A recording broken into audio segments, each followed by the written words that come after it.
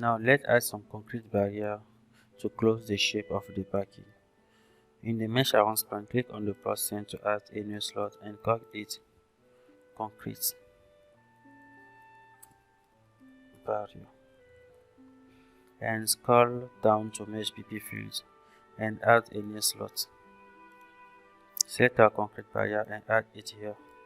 Notice that the concrete barrier is going outside the plot.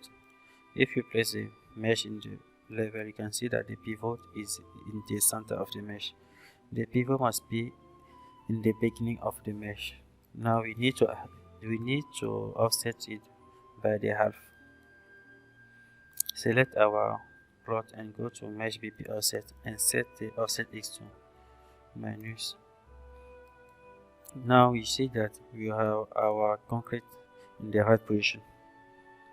We want to add one more slot, so user set the mesh BP randomization type to mesh BP blueprint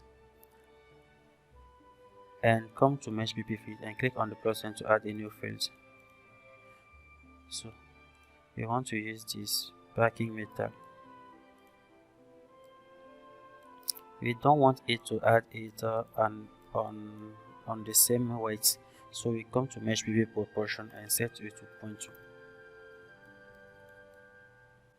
Now come back to the spawn type and set it when packing, set it to always only spawn when packing. We don't want this to spawn when we are not using packing, so we set it to only. For example, if I come to spawning tab and user free plots, you can see that they are not spawning anymore. But if I am in car parking, they are spawning. Now we need to add some chain fence. We go to deco per socket and attach a chain fence to our concrete barrier. Click on the plus sign to add the new deco per socket mesh.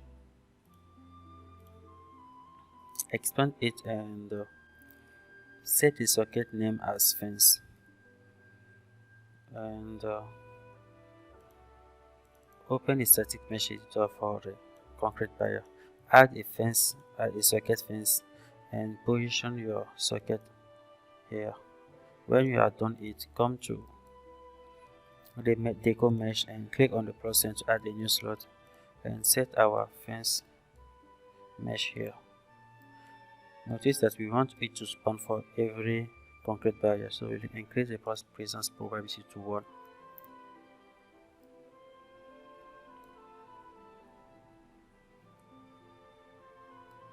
Now we have completed our plot. Everything is right, and in the next tutorial I will show you how to copy this data into your CT Plot data.